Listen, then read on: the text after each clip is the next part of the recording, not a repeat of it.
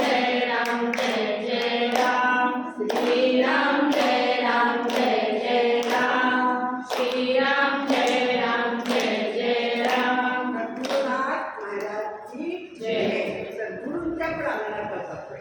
त्यामुळे गुरु असा असतो की जो शिष्याचा हात धरतो आणि देवापर्यंत नेऊन पोहोचवतो. त्यामुळे यांना महाराजांनी सांगितलं माझ्यासमोर आहे म्हणजे सगळे बघतो काय करायचं. त्याच्यामुळे आपण शिवरायांच्या समाधीस्थानात बसलेलं वृत्ती सगळी सूत्र जागी त्यांच्याकडे देते.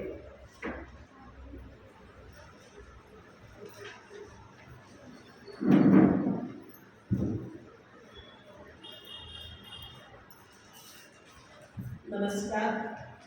काल आपण 2 अवतार ऐकलेले, एक मंच आणि एक कच्छ. दुसरा अवतार झाल्यानंतर तिसरा अवतार जो होतो तो वराह. वराह अवतारामध्ये काय होतं? हिरण्याक्ष म्हणून एक राक्षस होता आणि त्या राक्षसाने पृथ्वीला पूर्ण समुद्राच्या तळाशी नेऊन ठेवलेलं होतं. म्हणजे आपल्या शरीरामध्ये असणारं अस्थि, जे आपण हाडं म्हणतो अस्थि, त्या अस्थि तयार करण्यासाठी सगळ्यात पहिल्यांदा जड असा एक द्रव तयार होता आपल्या शरीरामध्ये की ज्याच्यापासून अस्थि तयार होते. तो द्रव खालच्या बाजूला, कासव कसा कठीण असतो तसा तो काल कासव तयार झाला. आता त्याच्यावर जो पर्वत आहे वेरू पर्वत, तो म्हणजे अस्थींचा डोंगर. आता त्या अस्थी हळूहळू वर येतात. त्या अस्थींच्या डोंगरामध्ये त्या ठिकाणी वराह अवतार हा तिसरा त्या ठिकाणी सांगितलेला आहे. पण तिसऱ्या अवतारामध्ये त्याचं जे तोंड आहे ते तयार होतं माणसाचं तिसऱ्या अवतारामध्ये. आणि त्या तोंडाचा आकार जो असतो तो पहिल्यांदा लंबूक असतो. त्याला आपण वराह अवतार म्हणतो. वराह अवतारामध्ये ज्यावेळी पृथ्वी खाली नेऊन टाकली होती त्यांनी राक्षसाने हिरण्याक्षाने, त्यावेळेस विष्णूने वराह अवतार घेऊन त्या पृथ्वीला वर आणलं होतं.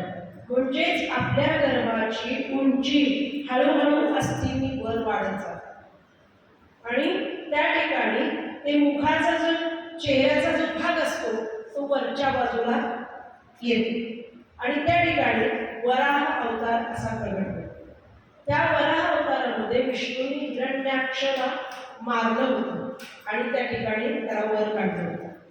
तसं आपल्यामध्ये सुद्धा शरीरामध्ये जाळ्याला कितीतरी अशा गोष्टी असतात की गर्भवती स्त्रीला त्या आतून जाणवतं. बाहेर कोण सांगू शकत नाही तुम्हाला, पण आतून जाणवतं की काय होतंय आपल्याला.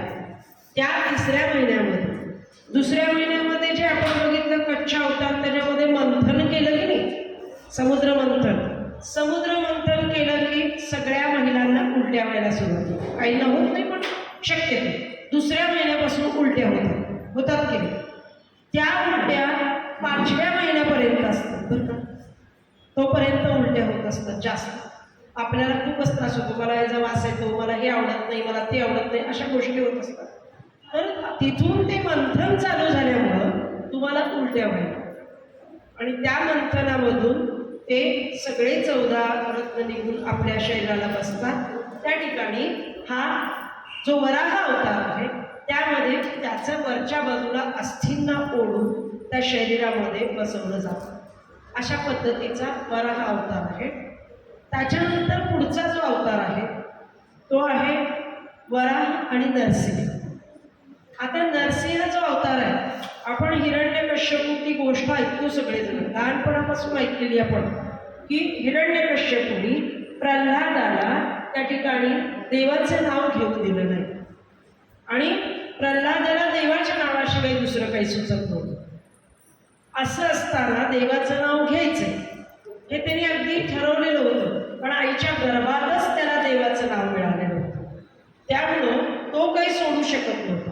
पण राक्षस असल्यामुळं याचं म्हणणं काय की मी मोठा आहे, माझं नाव घेतो, त्या देवाचं काय नाव घेतो, ही आपण कथा ऐकलेली. त्यावेळी त्या हिरण्यकश्यपूने त्याला विचारलं की तुझा देव कुठला, तू म्हणतो सुद्धा देव आहे.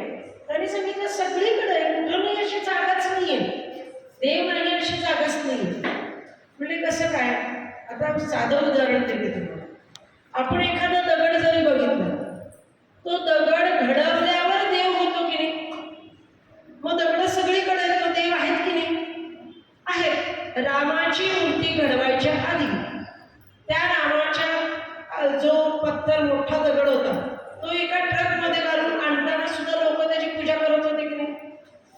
त्याच्यापासून राम तयार होणार, बरोबर आहे?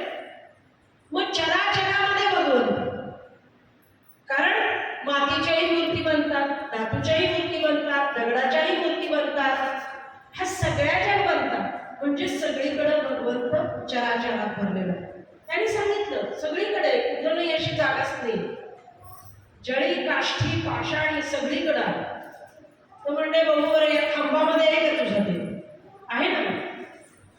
त्यांनी लाथ मारली जोरामध्ये आणि 2 भाग झाले त्याचे खांबाचे. तेच खांब म्हणजे आपलं हृदय, ज्यामधून नरसिंह प्रकट होतो. तुम्ही शेंगादाण्याचं एखादं जर मी बघितलं आपण तर त्याला आकार तसाच असतो आपल्या हृदयाचा, आणि वरच्या बाजूला एक छोटी शेंडी असते. आपण ज्यावेळी त्याला पेरतो जमिनीमध्ये पाणी घालतो त्यावेळी त्यामधून 2 भाग बाहेर येतात, एक वरच्या बाजूला जातो आणि एक खालच्या बाजूला जातो. खाली जातो त्याला मुळं म्हणतो आणि वर जातो ते फांद्या असतात आणि त्याला फळं लागतात. तर त्याप्रमाणे हे 2 बीज जे असतं पाणी घातल्यावर ते ज्यावेळी सुकवून बाहेर येतं त्यावेळी 2 भाग होतात. तसे आपलं हृदय त्यावेळेपर्यंत एकच भागामध्ये असतं. ज्यावेळी नरसिंह अवतार होतो म्हणजे 4था महिना त्यावेळेस ते 2 भाग तयार होतात आणि त्याच्यामधून मेंदूकडे जाणार. हे झाड उलट आहे, शरीराचं झाड जे आहे भगवंताने उलट केलेलं. सगळी मुलं वर घातली आणि हातपाय म्हणजे आपले फांद्याचे, कारण आपल्या हाताने आपण काही कला निर्माण करतो, काही करतो, ते सगळं कुठून होतं? ही फळच आहेत आपण देतोय ते. आपण या सृष्टीमध्ये येतो त्याचं काहीतरी देणं लागतं आपल्याला, उगच नाहीये. मग आपण काही केलेलं कुणासाठी करतो? जगातल्या लोकांसाठी, सर्वांसाठी. स्वार्थ बुद्धी ठेवली तर आपल्यापुरतंच येते, त्याचा काहीच उपयोग होत नाही. तुम्ही बघा, गुलाबाची फुलं आणली आपण भरपूर देवाला व्हायची म्हणून, आणि तुमच्या घरात 1-2-3 मूर्त्या असतील पण भरपूर आणलेले तुम्ही, पण शेजाऱ्याला द्यायचं नाही. मला माझ्याच देवाला फक्त पाहिजे. 1 दिवस 2 दिवस राहतील, तिसऱ्या दिवशी राहतील तर कुजून जातील. तसं तुमच्याकडे असणाऱ्या ज्या पण कला असतील त्या इतरांना वाटायचा प्रयत्न करा. जेवढं द्याल तेवढं तुम्ही पुढे जा. तुम्ही दिलंच नाही, तुमच्याच जवळ ठेवून घेतलं, ते सडून जात राहत नाही. त्यामुळं द्यायचा प्रयत्न करा. आपलं काहीतरी देणं लागतं. आपल्या बाकीच्यांना नाही दिलं, आपल्या मुलांमध्ये तरी घाला. आज जिजाबाई त्यांनी काय केलं? त्या शिकलेल्या नव्हत्या का? सगळं शिकल्या होत्या, पण त्यांनी कुणाला शिकवलं? आपल्या शिवाजी महाराजांना. का? कारण तसा मुलगा तयार झाला पाहिजे. आपल्याला काय वाटतं? शिक्षण घेतलंय आपण, एवढं मोठं शिक्षण घेतलं आणि नोकरी नाही लागू शकली आपल्याला, किंवा एखाद्या घरामध्ये आपल्याला कुटुंबामध्ये सांगतात नोकरी नाही करायची बरं, घरीच बसायचं असं सांगितलं की आपल्याला वाटतं मी एवढं शिक्षण घेतलं आणि हे घरात बसून काम करायला, म्हणजे हे करायचंय का मी सगळं घरातलं? घरातलं काम कमी नाहीये, पण तुम्ही जे शिक्षण घेतलेलं आहे ते तुम्ही तुमच्या मुलांमध्ये भरू शकता की जेणेकरून तुमचा मुलगा तुमचं नाव काढू शकतो. नाहीतर त्याचं तुमचं नाव निघणारच नाही. आज शिवाजी महाराजांच्या आधी जिजाबाईचं नाव घेतो कारण जिजाबाईने त्यांना घडवलं. तसं प्रत्येक आई आपल्या मुलाला घडवत असते. तुमच्या ज्या कला आहेत त्या त्याच्यामध्ये आल्या पाहिजेत, उतरल्या पाहिजेत. आपल्याला वाटतं की आपण सांगितलं तर होत नाही, पण प्रत्येक गोष्ट एक आत्ताचं सत्य परिस्थितीतलं उदाहरण. एक आई नोकरीला जाणार आणि तिला गर्भामध्ये बाळ, तिला टेन्शन काय होतं की मी नोकरीला गेल्यावर हे बाळ राहू शकेल का सासू कशी? मी लहानपणीच सोडून जाणार त्याला, आणि ते रडलं तर काय करणार? तिने पहिल्या सुरुवातीपासून पोटावर हात ठेवून त्या बाळाला रोज एकच सांगायचं, बाळा मी नोकरी करते, मी घरी नसते, तुला आजी कशी राहावं लागेल, अजिबात रडायचं नाही, जे ते आजी सगळं बघेल, तुला खायला प्यायला देईल, आजीला मागायचं, टेन्शन घ्यायचं नाही, मी आल्यावर तुझ्याबरोबर खेळेल, पण तोपर्यंत मी नोकरीला गेल्यावर तू रडायचं नाही, असं रोज सांगत होतं.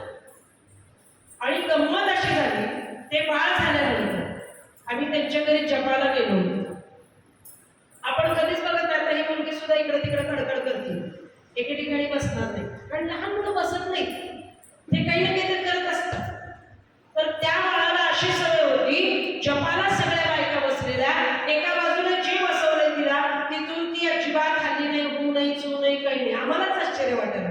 की किती छान बसले ते बाळ, उठतच नाहीये तिथून.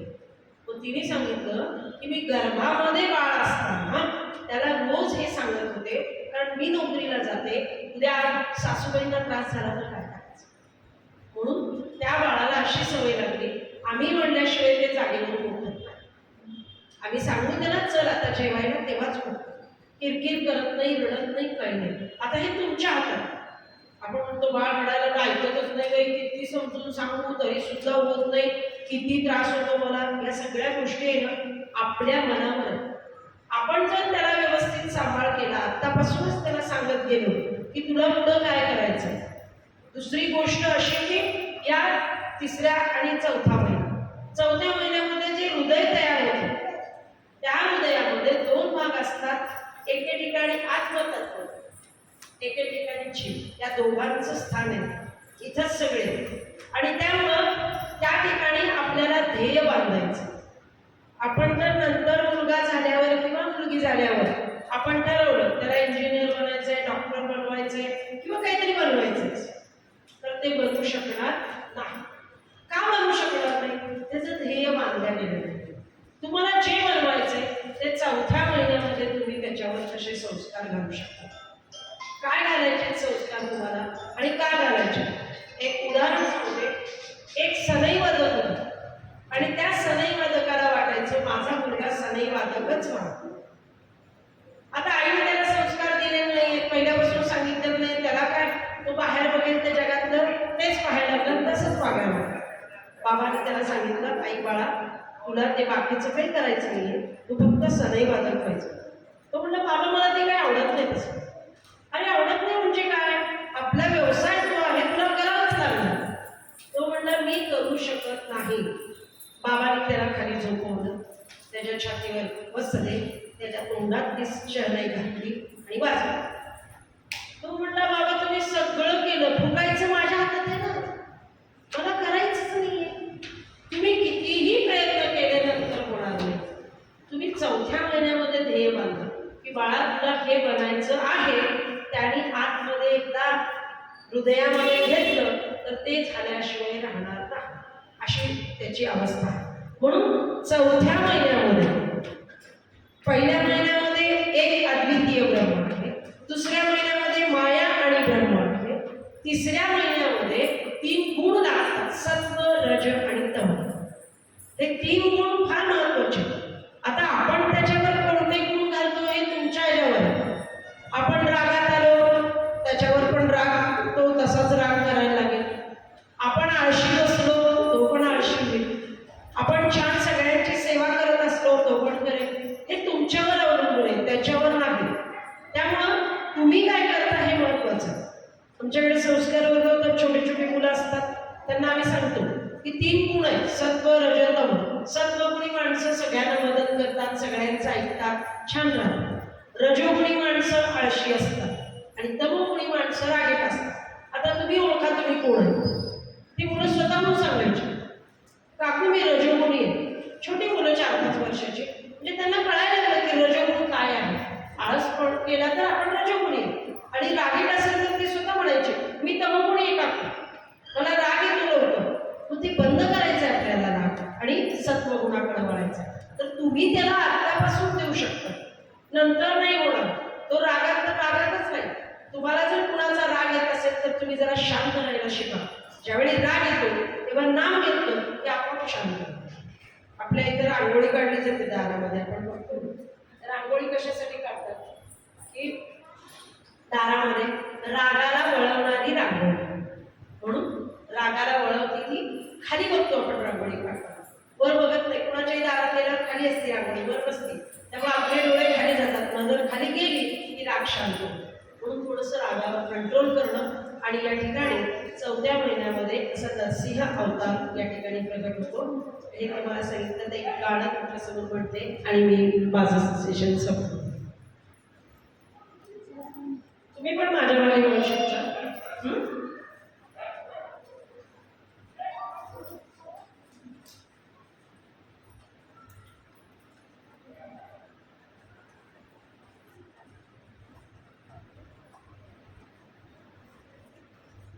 जाग भगिनी मातृशक्ती जाग तू सखे. आवाज कोणाचाच नाही, ते बाळा काही गाणं म्हणणार नाही का बाहेर आलं. जाग भगिनी मातृशक्ती जाग तू सखे. राष्ट्रधर्म वाचविणे कार्य तुझ पुढे. राष्ट्रधर्म जाग भगिनी मातृशक्ती जाग तू सखे.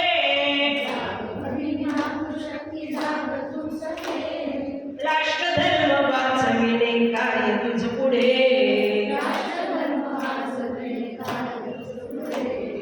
महिषासुर दुर्योधन मातले पुन्हा.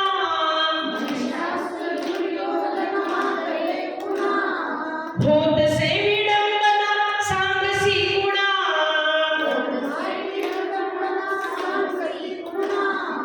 उठ यातसे सोड केस मोकळे.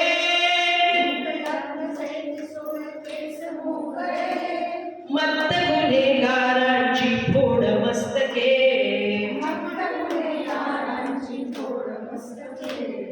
जाग भगिनी मातृशक्ती जाग तू सखे.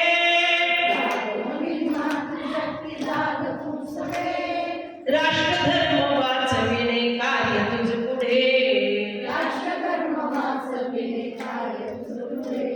प्रसार माध्यमे तुझा बाजार मांडती. रूप पद्मिनी तुझे वेशीस टांगती.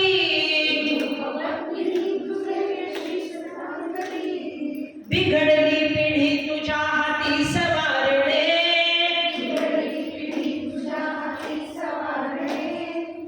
आक्रमणे परग्यांची तू निवारणे. जाग भगिनी मातृशक्ती जाग तू सखे.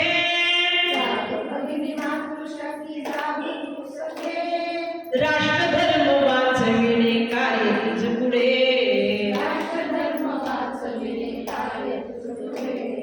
तूच जिजा तू लक्ष्मी तूच अहिल्या.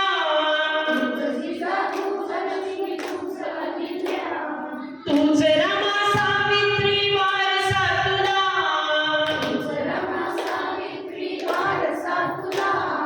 चेतना तुझ्यातली फुलव तू सखे.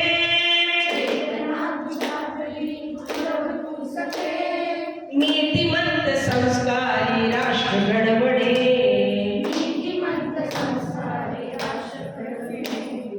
जाग भगिनी मातृशक्ती जाग तू सखे.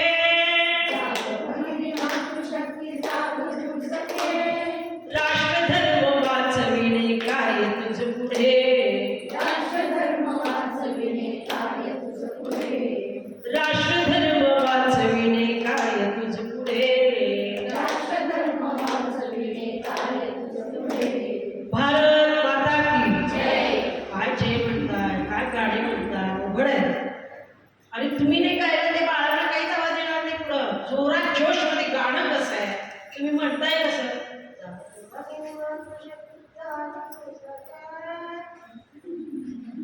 ते तसं होईल वेगळं छान ठसक्यात म्हणत चला. धन्यवाद.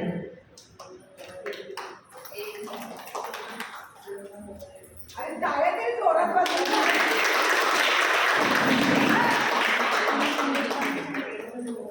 आता स्वातीताई आपल्याला 3 महिन्यापर्यंतची बाळाची आणि आपली सांगड कशी काय बसवायची, बसते, निसर्गाने कशी बसवली याचं सगळं विवेचन करणार आहेत.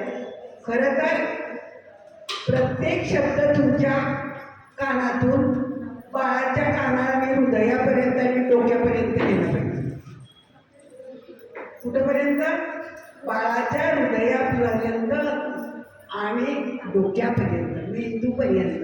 आणि त्याचं शरीर इतकं छान हल्लं पाहिजे, उत्साहित झालं पाहिजे की ते असं म्हटलं पाहिजे, आई काय छान, वा वा, कुठं नसते मला, वा वा वा वा, बघ बाळाने दिलं पाहिजे.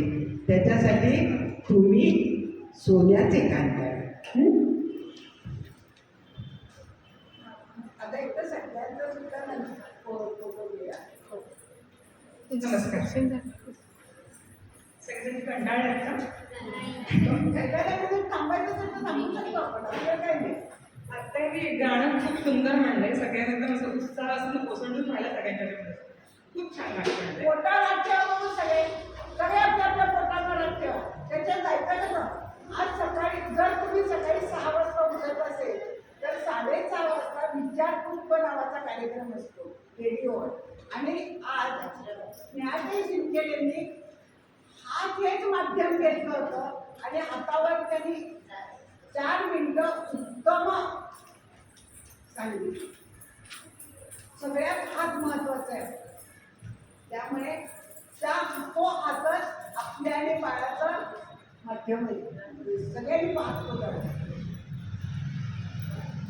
नमस्कार, मी वैद्य स्वाती दीपक पंडित. मी सोलापुरात सेठ सखाराम सेठ गोविंदरावजीमधून माझं डिग्री BMS डिग्री पूर्ण केली आणि पुण्यात मी प्रसूती चिकित्सालयामध्ये पंचकर्मात मी पोस्ट ग्रॅज्युएट डिप्लोमा केला. सोलापुरात मी गेले एक 8 वर्षापासून प्रॅक्टिस करते, पूर्ण शुद्धायूची प्रॅक्टिस करते. आज आपण काय करणार आहोत तर काल आपला विषय झाला माणसं मॅडम तुमच्याकडे माहिती सांगितली. तर कालचा विषय सगळ्यांना समजलाय का? कळला विषय कालचा विषय? काल नव्हतीच का?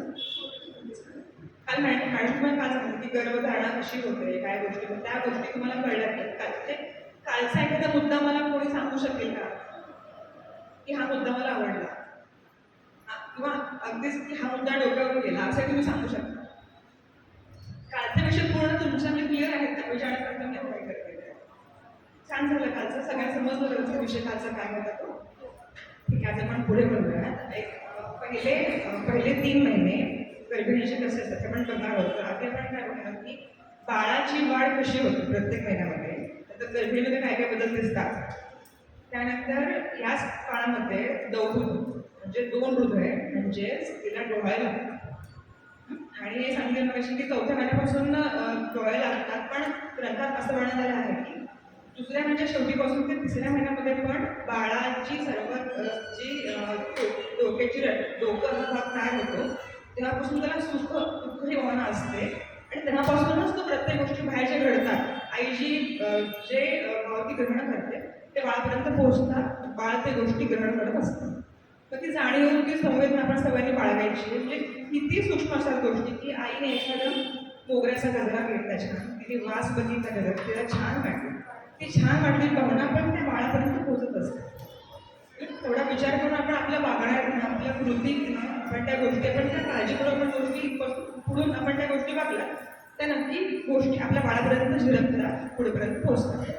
आपण काय करतोय पुढची एक चांगली पिढी निर्माण करतोय, पुढे एक जबाबदार नागरिक निर्माण करतोय आणि पर्यायाने पण उत्तम भारत देश निर्माण करतोय.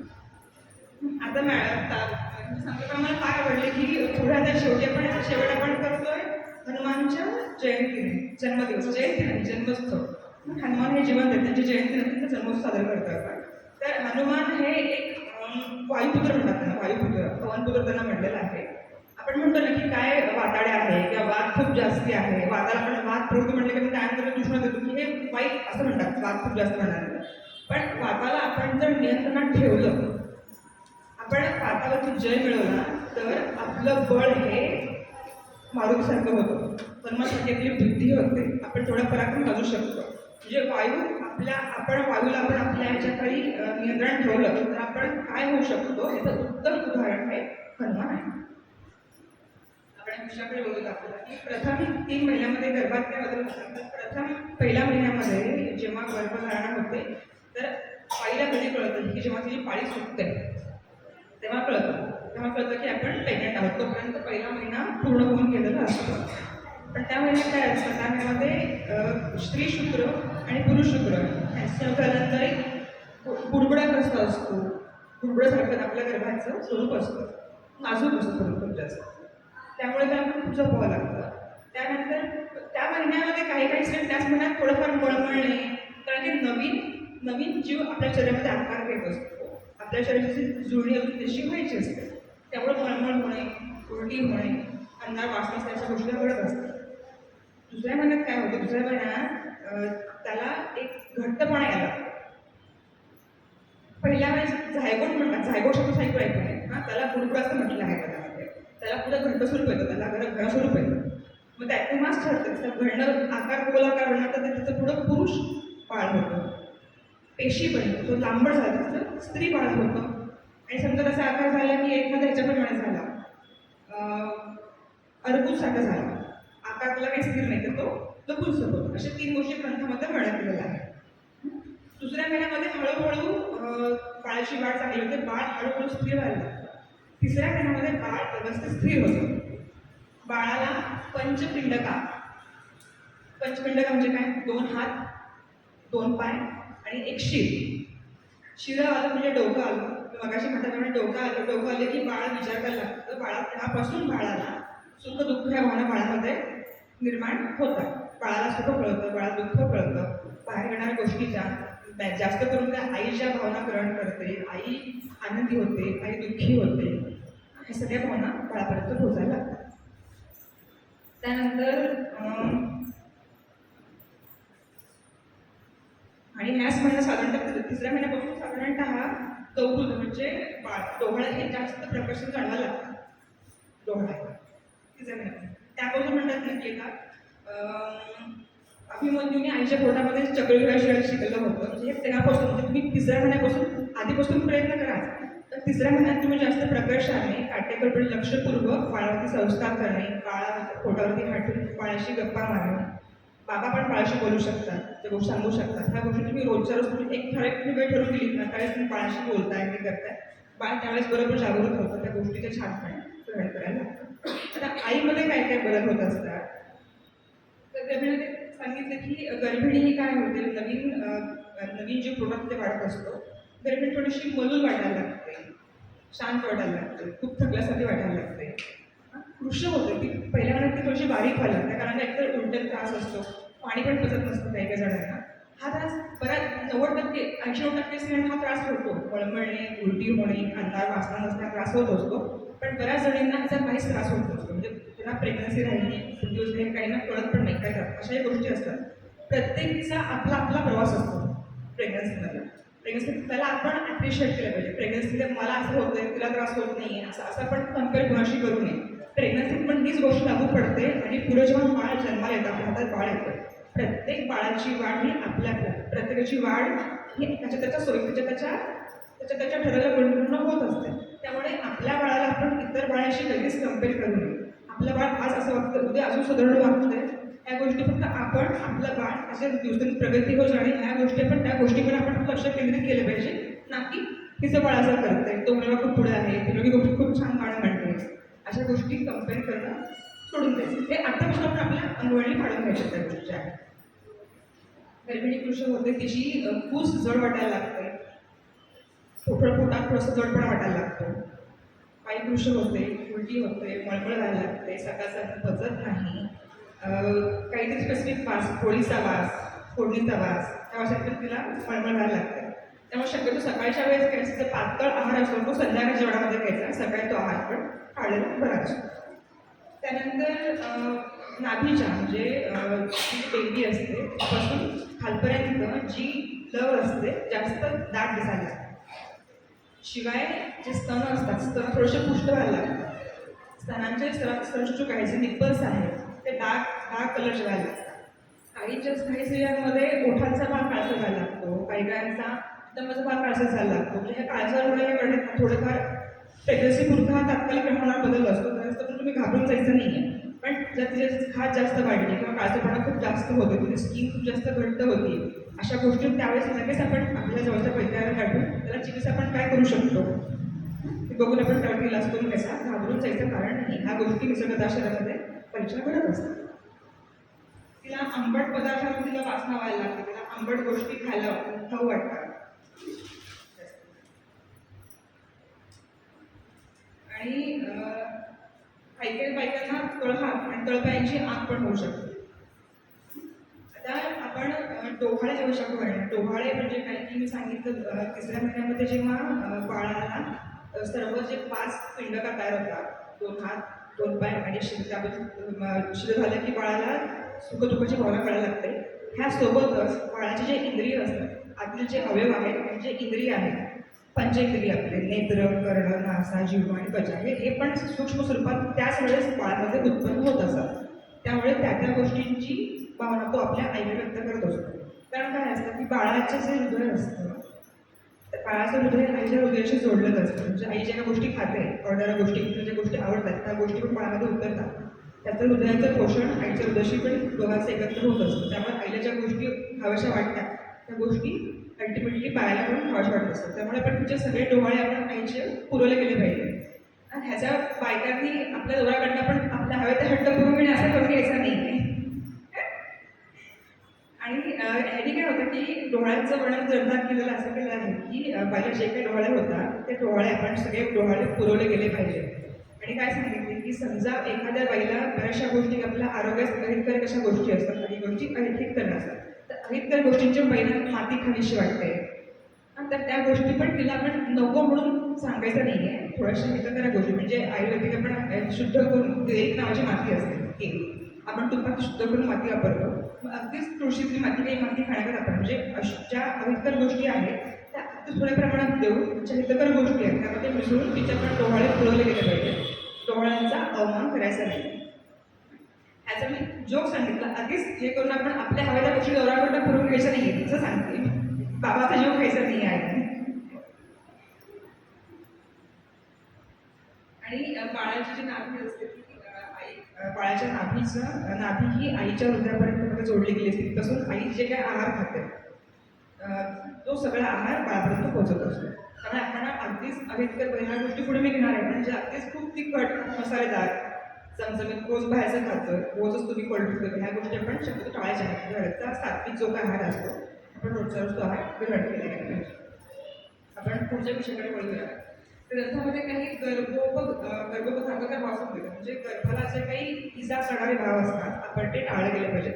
ह्या सगळ्या गोष्टी आपण आपल्या घरातल्या आजीकडून, आईकडून, आपल्या मोठ्या भाटीकडून आपण ह्या गोष्टी ऐकलेल्या आहेत. पण त्या गोष्टींना पुन्हा एकदा मी आपण ह्या गोष्टी कटाक्षाने टाळल्या पाहिजेत म्हणून पुन्हा मी सगळ्या गोष्टी आधी करून आणली मला सांगते त्या गोष्टी सगळ्यांनी.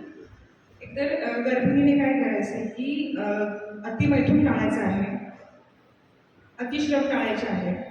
आपण पहिले 3 महिने शेवटचे 3 महिने आम्ही सगळ्या आमच्या पेशंटना मैथून निश्चित आपण काहीच मैथून बसून सांगितलेलं आहे ते कटाक्षाने आपण टाळायचं आहे त्या गोष्टी.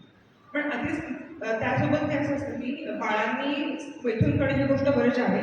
पण बाबाचा सहवास हा आईला सांत्वन देणे, तिला आधार देणे, ज्या गोष्टी त्रास काळजी करू नकोस त्रास बरा होऊन जाईल, बाळाला पोटाच्या हातून बाळाशी गप्पा मारणे ह्या गोष्टी बाबाने करायच्या आहेत.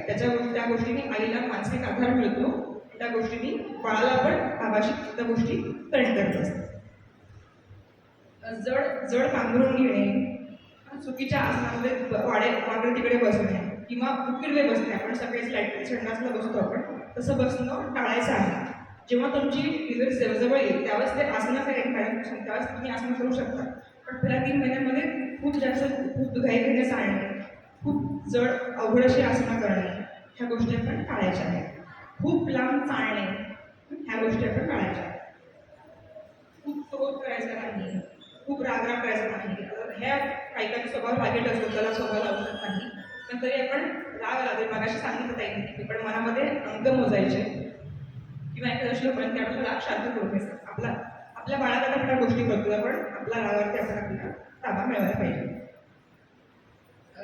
त्याशिवाय जे आपले नॅचरल अर्जेस असतात मल, मूत्र, शिंक येणे, ढेकर येणे ह्या गोष्टी किंवा अधोभास जर होत असतो तर ह्या सगळ्या नॅचरल अर्जेसला आपण थांबवून जायचं नाही. हा जो नियम आहे तो गर्भिणीकरता सांगते पण हा जो नियम सर्वांना लागू आहे. सर्वच लोकांनी ना आपल्या जी भूक लागली आहे की भूकीची वेळ उलटून गेली तरी पण जेवत नाही. मलाचा वेग आला आहे पण कुठं बाहेर आहे पण एखाद्या वेळेस ठीक आहे पण आपण कायम तो मलाचा वेग धारण करतो ह्याचे उलट वाताची गती बिघडून गर्भिणीमध्ये परत वाईट परिणाम होत असतात. ढेकर आली, शिंक आली हे सगळे नाशक आपले अर्जेस आहेत त्यांना आपण अडवून ठेवायचं नाही आहे. त्या वेळेस त्यांचं विसर्जन करून टाकायचं आहे. मलवेग तर सगळ्यात महत्त्वाचं सांगितलं आहे. कधी पण मलवेग तर बाकीचे पादुरं ठेवून आधी तुम्ही मलवेग तुमचा हे करून या असं ग्रंथामध्ये वर्णन केलं आहे. लाल रंगाचे कपडे ग्रंथात चरक संहितेमध्ये मी 2 ठिकाणी हा रंगाचं वर्ण स्पेसिफिक वर्ण सांगितलं की लाल रंगाचे वस्त्र गर्भिणीने घालणे टाळायचे आहे. लाल वस्त्र सोडून किंवा घातलं लाल लाल रंगाचे कपडे गडबडीने घालायचे नाही. आणि पूर्वी सांगतात ना की घराच्या बाजूला वगैरे विहिरी वगैरे असतात, तर सांगतात की विहिरीमध्ये वाकून बघू नका, कारण आपण तोल जाऊ शकतो. हेच गोष्ट आपण गॅलरीतनं खूप खाली वाकून बघायचं नाही. त्याच्याकडे खूप खोल भाग असतो, वाकून बघायचं नाही. तर आपण जपून आपलं हे करून काळजी घेत आपल्याचं तुम्ही बाळ, आपण 2 जीवांचे आहोत ही गोष्ट लक्षात ठेवून चालताना पण हे करताना पूर्ण काळजी घेऊन पाय चप्पल पण घालताना जी खूप हिल्स चप्पल घालायची नाही आहे. आणि ह्याशिवाय तुम्ही सांगितलं बघा, अशी आपल्या आजी सांगतात काही काही घरांच्या रूढी परंपरा असतात की आमच्या घरामध्ये प्रेग्नंट असताना हा रंग घालायचा नाही, काळा रंग घालायचा नाही, किंवा ह्या देवाकडे जायचं नाही, किंवा अशाच की हा महिना ह्या ज्या त्या घराच्या स्पेसिफिक रूढी परंपरा असतात त्या सासूबाईंना आजीबाईंना वगैरे माहिती असतात. त्या परंपरा सांगितल्याप्रमाणे पाळून घेतात, पाळायच्या गोष्टी नको म्हणल्या त्या गोष्टी पण करायच्या नाही. आम्ही पण गर्भिणींना आम्ही ज्या हे असतात की एकतर बऱ्याचशा पंचकर्मामध्ये गर्भिणी, लहान बालक आणि वृद्ध हे निश्चित सांगितलं आहे, कारण आपण पंचकर्म आपण कुठलेच करत नाही. पण तरीही स्पेसिफिक करून काय सांगितलेलं आहे की गर्भिणीला पूर्ण 8 महिने होईपर्यंत स्थानिक ज्या कुठल्या गोष्टी असतात, लेप लावणे, कुठलं मलम लावणे, घृत लावणे, ह्या गोष्टी आपण करू शकतो. पण पंचकर्मामध्ये सगळे कर्म त्यांना गर्भिणीसाठी निश्चित सांगितलं आहे. 8व्या महिन्यात मात्र 8व्या महिन्यात गर्भिणीला आम्ही मलशोधन म्हणून बसती असतो. तो काही पुराणामुळे साठला असतो, निर्भर बसतो, पण 8व्या महिन्यात गर्भिणी येत असतो. आणि नंतर 9व्या महिना लागल्यानंतर मात्रा बसती असतात, तेराच्या बसती असतात, जेणेकरून तिथला ज्या कटिरूप भागामध्ये ज्या अवयव आहेत त्यांचं स्नेहन होईल, त्यांना पोषण मिळेल, त्या भागाला लवचिकता येईल आणि नॉर्मल डिलिव्हरी करण्यास मदत होईल. त्या दरम्यान डिलिव्हरीला खूप जास्त त्रास होणार नाही, दुखणार होणार नाही, आणि पुढची जी रिकव्हरी आहे ती पण फास्ट होईल. ह्या गोष्टींकरता ह्या 2 कर्म गर्भिणी सांगतात. कुठलेही पंचकर्म गर्भिणीमध्ये करत नसतो. आतापर्यंत अजून ह्या गोष्टीत कुणाला काही हे आहे का, अडचण आहे का, माझा विषय सांगून झाला आता. ह्या गोष्टीत कुणाला काही शंका आहे का की ही गोष्ट आहे, मला ह्याची शंका आहे, किंवा ही गोष्ट करून सांगितलेली आहे, अशी कुणाला काही शंका आहे आतापर्यंतच्या विषयात? लास्ट जे सांगितलं ते थोडं सिम्पल वर्ड्समध्ये सांगता का मला? तुम्ही ते लास्टला म्हणजे पंचकर्माच्या वेळेस काय करतात, पंचकर्मातल्या गोष्टी की जवळ 9th मंथ आणि 8th मंथमध्ये जे चालू हे गोष्टी परत पुढच्या त्याच काही गोष्टी रिपीट होतील. आता थोडक्यात मी सांगितल्या गोष्टी. 8व्या महिन्यात मलशोधन नावाचा बस्ती असतो, तो काढाचा बस्ती असतो.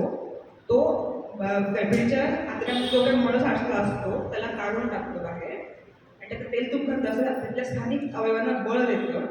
हा 1 किंवा 2 बस्ती घेतो मी 8व्या महिन्यामध्ये, 8व्या महिन्याच्या एंडमध्ये. आणि 9th मंथमध्ये मात्रा बस्ती असतात, ते बस्ती तेलाची बस्ती असतात, ते मात्रा कमी असतात. आता जेव्हा शेवटच्या ट्रॅव्हल्सचे जेव्हा सांगतील नव्हे त्यावेळेस ह्या गोष्टी अजून तिथं त्यावेळेस होतील. आता फक्त तू सांगते त्या गोष्टी.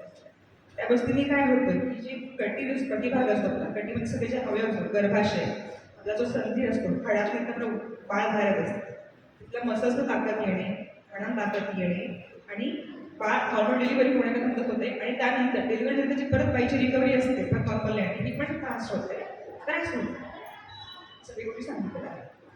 त्याशिवाय जे मळमळ होणे ह्याकरता पण आयुर्वेदामध्ये गोष्ट सांगितली. त्या वैद्याने तुम्ही कन्सल्ट करून औषध घेणे, पोट साफ होत नाही औषध घेणे, वैद्यांशी कन्सल्ट करून त्या गोष्टी करून घेतलेल्या कधी पण घरच्या घरी का उपाय करू नका. काळजी घ्या. अजून कोणाला काही शंका विचारू शकतात?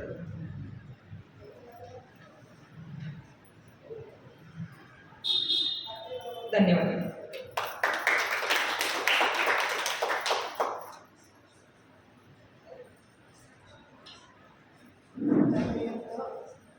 कामाचं खूप काम होतं. म्हणजे सगळ्या शरीराला आपल्याला हळूहळू तयार करायचं आहे. मग त्याच्यासाठी लोक अनिवार्य आहे. त्यामुळे आता आपण आणि काळजाच्या पिढीचे असतात करायचं नाही करायचं पाहिजे त्याच्यासाठी निवडणूक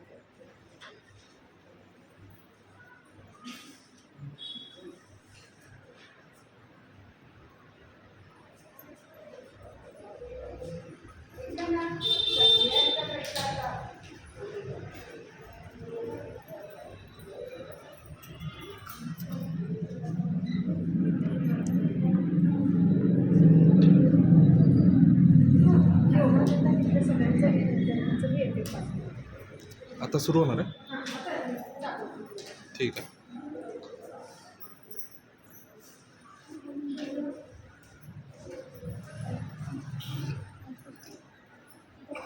नमस्कार. कशा आहात सगळ्याजणी? मैत्रिणी म्हणणार नाही तुम्हाला, आपला सहवास जवळपास 5-6 दिवसांचा आहे. त्यामुळे की मोकळेपणाने जेवढे बोलतात, जेवढे इथे टीचिंग केलं जातं, आपलं सगळं काही स्तोत्र असू दे, सगळ्यांचे लेक्चर्स असू दे, जेवढं तुम्ही ग्रास्पिंग करता, एकाग्रतेने बघता, तेवढं तुम्ही तुमच्या तब्येतीसाठी तुमच्या याच्यासाठी खूप सुंदर असणार आहे. तो अनुभव खूप छान असणार आहे. तर कालपासून तुम्ही प्रत्येकाचे सेशन जॉईन करताय.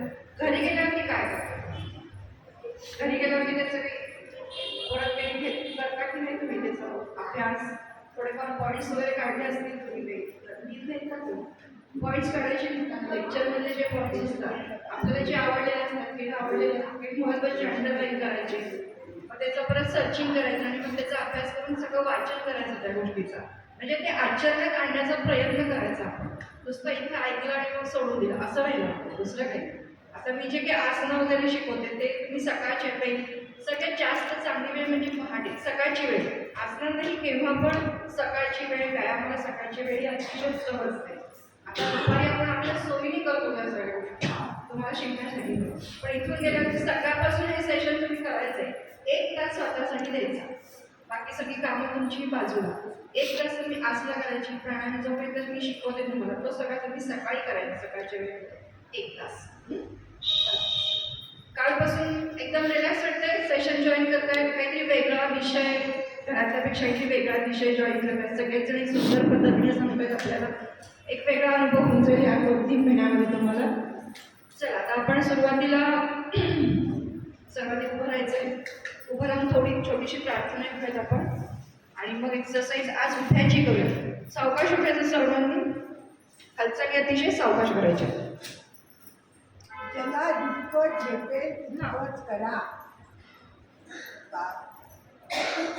झेपणार नाही असं एकही असेल आता बाईंना काय वाटेल, ताईंना काय वाटेल, बाईंना काय वाटेल नाही. आपलं शरीर आपल्याला माहिती आहे. आपल्याला जेवढं जमतं तेवढं झेपतं तेवढंच काय.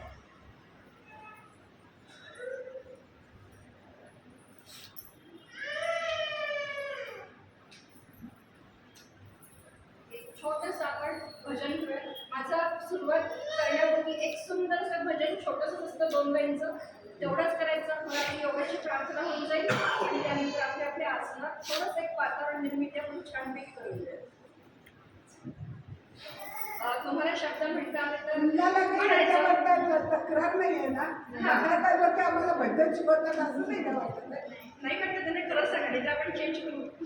काय बघू हसत खेळत आपल्याला हे सेशन करायचे. त्यांचं मॅडमचं असू देत, माझं असू देत, तुम्ही हसत खेळत करणं आम्हाला पावती मिळाली. हो की नव्हते?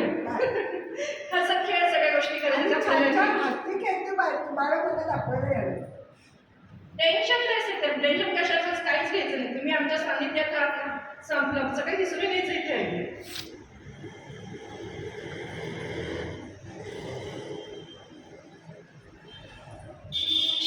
क्षीरातिशयना नारायणा म्हणा. क्षीरातिशयना नारायणा, क्षीरातिशयना नारायणा, क्षीरातिशयना नारायणा,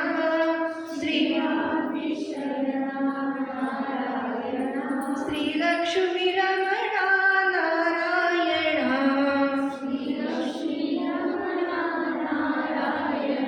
ऊर्जा शक्तीनी शब्दांच्या प्रेशर व्हायब्रेशन्स पूर्ण बॉडीमध्ये आपल्याला जाणवायला पाहिजे. त्याच्यासाठी एक स्तोत्र आणि तुम्हाला भजन घेतात आम्ही. एरवी 12 महिने म्हणता का तुम्ही? म्हणत नाही, कोणीच तर म्हणत नसतात. त्यानिमित्ताने आपल्यावरती त्याचा ऊर्जेचा प्रभाव होणं गरजेचं आहे. त्यामुळे ही सुरुवात आहे. क्षीरातिशयना नारायणा,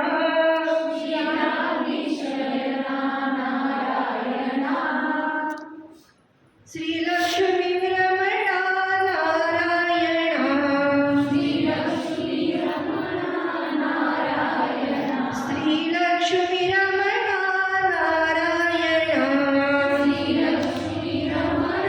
नारायणा,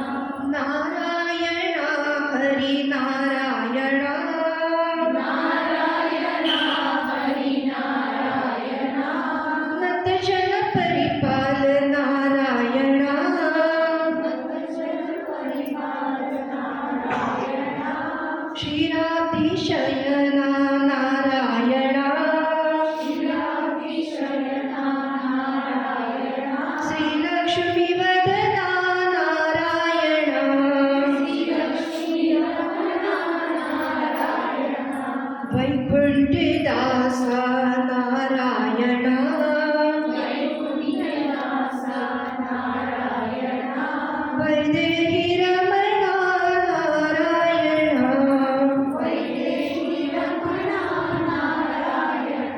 वैकुंठनाथा नारायणा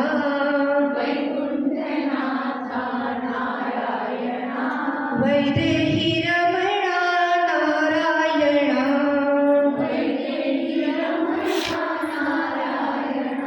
नारायणा हरी नारायणा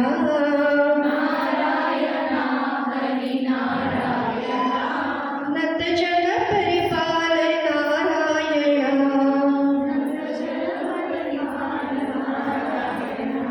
नत जन परिपाल नारायणा छान म्हटलं सर्वजणींनी अगदी मस्त नारायणाचं आपण नाम घेऊन सुरुवात करूत आपल्या आपल्या सेशनला. सर्वांनी उभं राहायचंय. मी फक्त प्रार्थना म्हणते. डोळे झाकायचे सर्वांनी. मन शांत. दीर्घ श्वास, सावकाश श्वास घ्यायचा आहे, सोडायचा आहे. श्वासावरती लक्ष केंद्रित करायचं आहे. हात पुढच्या बाजूने हाताची मुद्राशी ठेवायची. हात सरळ. योगेन चित्तस्य योगेन चित्तस्य पदेन वाचा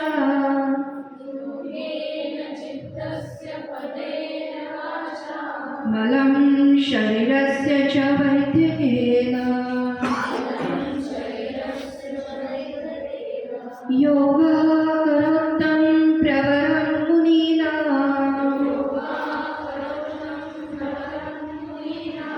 पतञ्जलि प्राञ्जलि रानतोऽस्मि.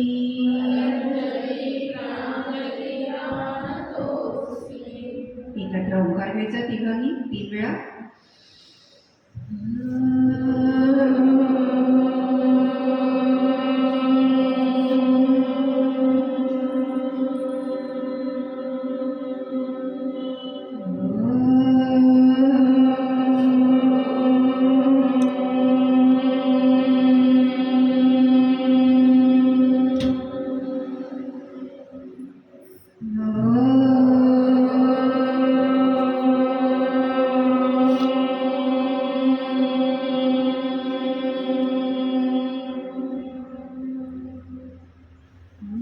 शांती शांती शांती. Let's सेशनला सुरुवात करायची. हातपाय मोकळे करून डोळे बंद करायचे. थोडं बॅकअप इकडे मधून पायाला थोडं जागा लागेल.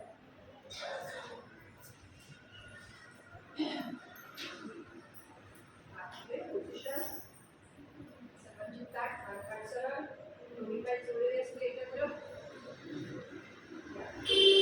2 3 4 5 6 7 8 9 10. रिवर्स. 1 2 3 4 5 6 7 8 9 10. Let's forcefully.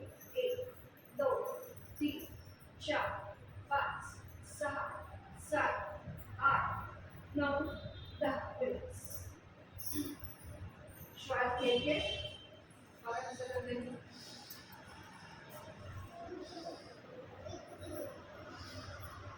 ठीक आहे. घेताना वरती श्वास घ्यायचा, सोडताना खाली श्वास सोडायचा. चलो. 1 2 2 3 4 5 6 टोचल 7 8 9 10. पूर्ण फ्रंट बॉडीची आपल्याला मोकळी. ठीक आहे. तुला तर जास्त जाणवेल. ताण आलेला असतो 9व्या महिन्यामध्ये. स्किन थोडीशी इच्छी होते. आता थोडंसं मुवमेंट अतिशय सोप्याचे आहे तुमच्यासाठी. डेली करायचं. सकाळी करायचं हे एक्सरसाइज. जेवढं लक्षात येईल तेवढं करू. चल नेक्स्ट. दोन्ही पाय टाकतात.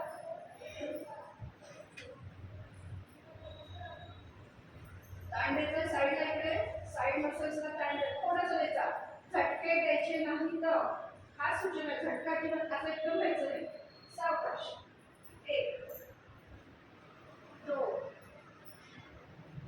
3 4 5 6 7 8 9 10. रिलॅक्स. थोडंसं पाय घसरते जाते मग थोडं कॉन्शियस राहा. बस. या पोझिशनमध्ये सावकाश. जेवढं होईल तेवढं कमी तू गर्दी आहे. 1 2 3 4 5 6 7 8 9 10. या सावकाशमध्ये इथे काय आणि नाही ना आणि थोडंफार पोटावरती प्रेशर येत आहे आणि तुला होईल तेवढंच कर. ज्यांना 8वा 9वा महिना असेल आणि थोडंसं तुम्ही तुमच्या ह्याच्याने करा. म्हणजे 5 आकडे खूप झालं. प्रत्यक्ष नाही राहायचं. थोडंसं आजच्या बाजूला सावकाश यायचं. सावकाश सावकाश. ठीक आहे. 1 एकदम सावकाश मुवमेंट आहे माझ्या बघा आधी. 2 3 4 5 6 7 8 9 10. एकदम रिलॅक्स. बेसिकली आपण करू शकतो. त्याचा आसन पद्मासन आपल्याला उभ्या पद्मासन करायचं आहे. बघा. हे कोणाचं आहे?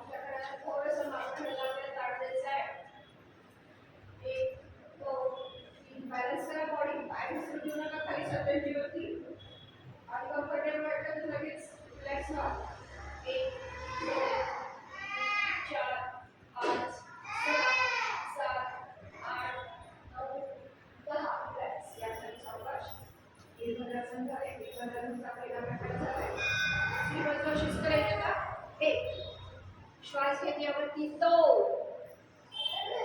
दोन्ही दंड कानाला चिकटलेले असतील. बॅलन्स करा बॉडी. 1 2 3 4 5 6 7 8 9 10. श्वास सोडून खाली यायचे.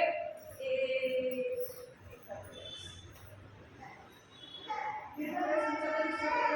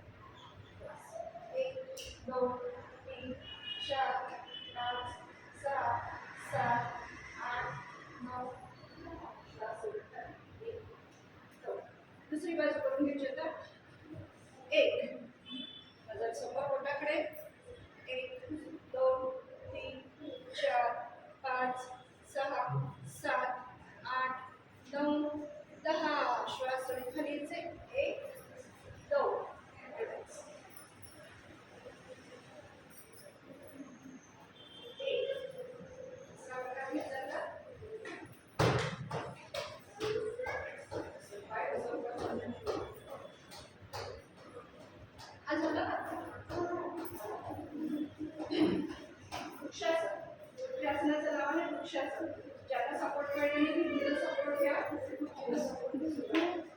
तर जेवढं तेवढं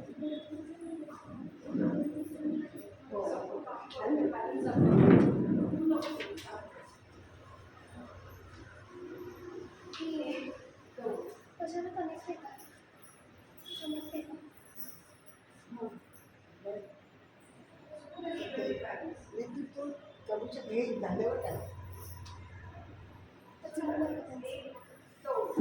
दुसरी बाजू करून घ्यायची आहे दुसरी बाजू 1 2 3 4 5 6 7 8 9 10 या खाली रिलॅक्स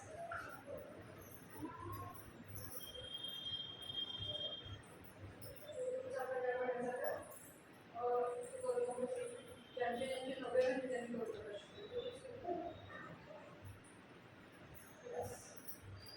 या पोझिशनमध्ये असं 1 2 3 4 5 6 7 8 9 10 कुठे कुठे टाइम बसतोय आपल्याला त्याच्या अंगात टाइम बसतोय आणि स्ट्रेचिंग कडे मांडीला नॉर्मल नेहमीसाठी हे सातत्याने केलं तर खूप सुंदर बघायला स्नायू सगळे तुमचे स्ट्रेचिंग होतात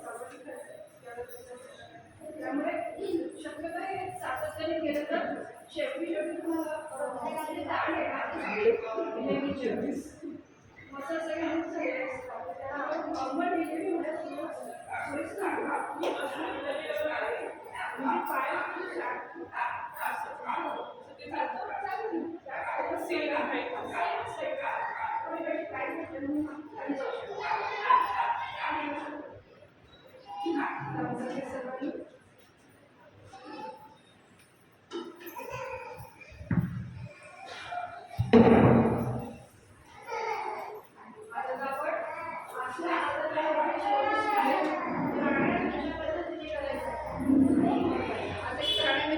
सेशन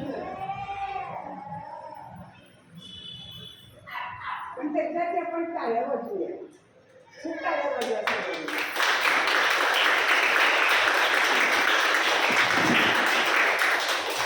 तुझं नाव काय तुझं नाव ईशा ईशासाठी या टाळ्या वाजवले मला चिरकणीची आठवण झाली हिरकणी त्या तुझ्या बाळासाठी जनावरून काढली करते माझही हिरकणी आहे बाळाला घेऊन असणं घडते घेऊन तीन जीवांना सांभाळतोय बघा बाईची अंगामध्ये एवढी एनर्जी असते पुढच्या नसते ती खरंच अनुभवाची बोल सांगतो आम्ही खरोखर मी तिथे बाकी पुण्याकडे सगळ्यांच्याकडे बघत होते पण त्यावेळेस मी या आमच्या निशाकडे बघितलं त्याच्यानंतर मी पुण्याकडे बघितलं नाही बाळाला ती पेलत होती बाळ खाली पडत नव्हतं सरकत नव्हतं काही नव्हतं ते तिथल्या तिथं व्यवस्थित होतं त्याला घेऊन छान असणं करत होती एका वेळी बैठकीत ताकद किती आहे ती जीव ती सांभाळती आपण म्हणतो आम्ही नेहमी म्हणतो अगं आता बाळाला घेऊ नको त्रास होईल तुला असं मी सांगते खूप जणांना सांगते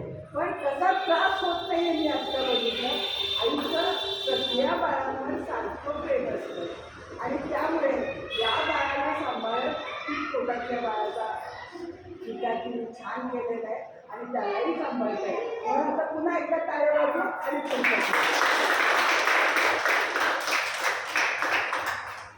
तुला मी प्रसाद देणार आहे तू 6 घे माझ्याकडे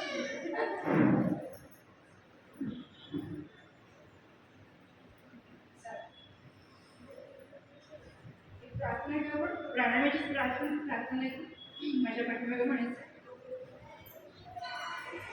मानपाट सरळ कम्फर्टेबल एकदम हाताची मुद्रा डोळे झाकलेले असतील प्राणस्येदं वशे सर्वं प्राणस्येदं वशे सर्वं प्राणस्येदं वशे सर्वं त्रिदिवे यत् प्रतिष्ठितम् त्रिदिवे यत्